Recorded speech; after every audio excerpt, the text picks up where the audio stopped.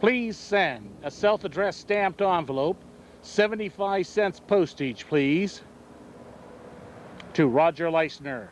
This is Roger Leisner for Radio Free Maine. And now is Ani DiFranco. And Ani, what do you think the future of feminism is? Wow, it's a big question. I don't know. Well, I guess first of all, I guess I would say that I hesitate to even be, a spokesperson for the future of feminism, because I hope that one of the aspects of its future is diversification. And, there are sort of, I think that, or I hope that in, people of my generation, feminism is more of a presupposition in our lives. Like we just are feminists, like young women, it's sort of an assumption now, where I think that, I don't know, back in ye olde days, it was a little more of a sort of a taboo, obscure kind of, political organization that had one room and 4 pencils. And now I think it's kind of more of an assumption among young women in our country. We have all these role models, and I come from the world of rock and roll, so there are all these role models of strong women out there making music and doing all sorts of things. So I think it's much more culturally acceptable, in youth culture. But I'm hoping that will, at least lead, say, first off, to the embracing of the word feminism. I think we haven't quite gotten there yet. I think it's still a bit of a dirty word, even though I think most young women now are operating under, principles of feminism. I think that, there's, self-determination is kind of an assumption now among youth culture. I think that still a whole lot of us are afraid to use the word, which is sort of strange to me. Like in the world of rock and roll, for instance, there are all these women out there stomping around, playing their music, singing about their lives, and avoiding the term feminist, to describe themselves. Because I think it's, there's still all that connotation of, if you're a feminist, you're ugly and you're humorless, and, no boy is gonna date you, or whatever the priority is there. So, I'm hoping that the word feminist will become more, embraced in the future, because I think my idea of feminism personally is a very inclusive, very open one. I think that anybody who believes in women's right of self-determination is a feminist. So basically, if you're not an utter sexist or a complete misogynist, you're a feminist. If you just, so, I would hope that more young women and men and, dogs and cats are gonna use that term to describe themselves. And I think the more it sort of becomes, a sort of, the more the word becomes pedantic and less taboo, and we have that sort of, that assumed existence of feminism in our everyday environment, I'm hoping it'll diversify. And you don't need, freaks with big mouths like me to postulate on, on what feminism is, because everybody will have their own idea of it, and that will become a much more common exchange.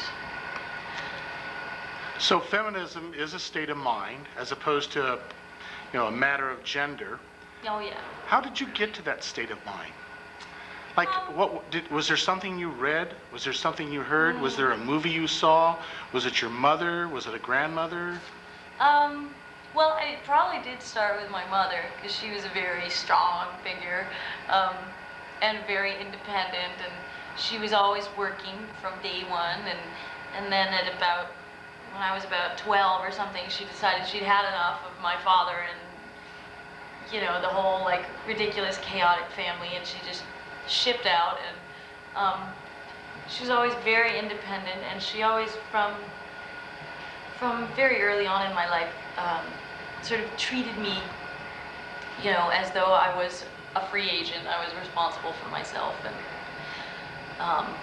so I was. And you know, I think that was very empowering to me, that she empowered me.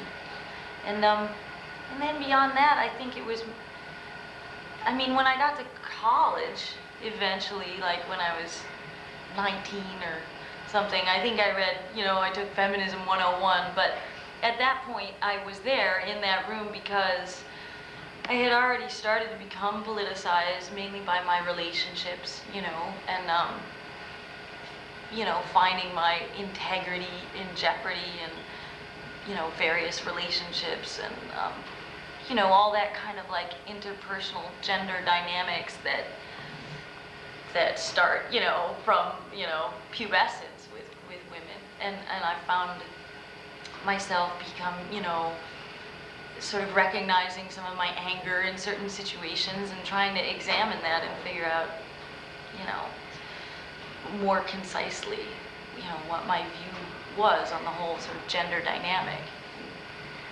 my little society and time and place. So I think, you know, just, you know, personal experience really brought me to feminism. So Ani, one of the interesting things about you is that you started your own record company, and you're somewhat involved in your own distribution. How did you go about doing that? Wow. Well, it was a long road. We just sort of, it was kind of a taking it a day at a time kind of thing. I never really had a grand plan about, you know, being my own record company, or, but I always sort of had the feeling that I could make albums without a big corporation, that it wasn't necessary to work for Warner Brothers in order to make and distribute art. So I started making albums when I was 18, and you know, did it very on a very low budget, and I sold them at my shows first, just, you know, off the stage, and then started getting local distribution in independent stores in my hometown of Buffalo and Western New York, and then in New York City, and that was directly, it was run out of my manager's house. Righteous Babe Records was originally in his dining room, and we did mail orders, and we started the sort of local regional distribution, and then people glued into what I was doing, like Lady Slipper Distribution, which is a national women's music distribution company, and other women's music. In the beginning, it was very much the women's music community that supported me and first started, you know, distributing my album through, you know, in the Midwest and in the Southeast. And so there was Lady Slipper and Goldenrod and various other. And then we sort of started accumulating more and more regional distribution companies, which basically just buy the records wholesale and then get them to stores. And it was somewhat haphazard and a little chaotic and not all that effective. So we sort of consolidated to one independent national distribution company, again, that buys wholesale and just distributes the album, and also retained our relationships with the women's music distributors because they had been so supportive from the beginning. So now we use a company called Koch International, and as well as the old women's music distributors. And I mean, you know, my advice for people who want to make music independently, who have some, you know, kind of adversity to the sort of corporate music industry, I think that it's more and more possible to make sub-corporate music. You know, I mean, back in the day, Woody Guthrie would record for Columbia Records and get $25 at the end of the day, and that's it. You know, it was a good day's work for him. But I think now, you know, the technological means are much more accessible to people, you know, in terms of recording equipment, and, you know, I mean, I'm sitting in front of a video camera and we're making a movie, you know, and that certainly wasn't possible, you know, for most people 20 years ago, but now people can make albums and newspapers and zines and films and independently, and I'm hoping that you know, that is of interest to people who, you know, for political reasons. And so my only advice is just to get out and play. You know, I mean, young musicians are always coming up to me and saying, well, how do you get the national distribution and the, you know, the crew and the boss and the manager and the booking agent, and, you know, they sort of want the magic key. And I think, well, the way that I did it was by going out to every local bar and playing as many nights a week as I could for about 10 years, you know, and you build an audience organically, you know, word of mouth. And I've been touring steadily for as long as I can remember. And that's the way that you build a sort of an audience base without corporate marketing and publicity and, you know, demographic studies and huge advertising budgets, and which is basically the way that the, you know, music industry creates people in 6 months from out of nowhere, you know, based upon a radio hit single. So this takes a lot more time. What about radio play? How important is that? Have you utilized it? And well, most of my radio play up until very recently, well, and still is, all until very recently, was college and community radio, public radio and college radio, where the playlists were not dictated by the industry or the marketplace. But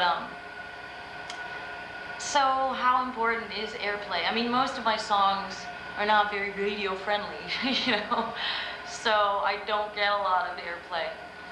But again, I'm just traveling constantly. I'm just out, you know, you can't really hear me on the radio very much, but I'm bound to show up in your town, you know, a couple times a year at least. And so that's pretty much my big, you know, marketing scheme. It's much more in the tradition of folk singers, you know, than sort of pop commercial music. Folk singers, you know, all my folk singer friends and me, we all, that's what we do. We travel, we talk to people, we play for people. It's a very, you know, we're working musicians, as Utah would say. It's a job, you know, as opposed to, you know, trying to create some sort of magic in a recording studio and have some kind of, you know, hit single. Well, I'm glad you mentioned Utah Phillips, because one of the most fun albums I've listened to recently is the album that you produced and did the background music for. I was very impressed with that. How did that all come about? Well, I met Utah, and I share a booking agent. We have the same people that book our performances. And so they had booked us both in Philadelphia on the same night. So there we were in Philly, and in good folk singer fashion, we were billeted at the same house. You know, some brain surgeon or something was putting up the wayward folk singers. So we were both staying in the same house in Philly and met in the kitchen one night. It was about 5 years ago, and I just took an immediate shine to the guy. So I wrote him a letter a couple years later and asked him if he wanted to do an album, because I had always had a dream of putting out other people's music on Righteous Babe Records, which I plan to do more and more of. And Utah was just, you know, a sort of standout idea as a first release. Well, Ani, thank you very much. As we leave now, is there anything you'd like to... Hi, this is Roger Leisner for Radio Free Maine. And you've been listening to singer, musician, poet, Ani DiFranco, answering that question, what is the future of feminism? Recorded on Sunday, March 16, 1997, at Bates College in Lewiston, Maine. And now, Exene Serventkova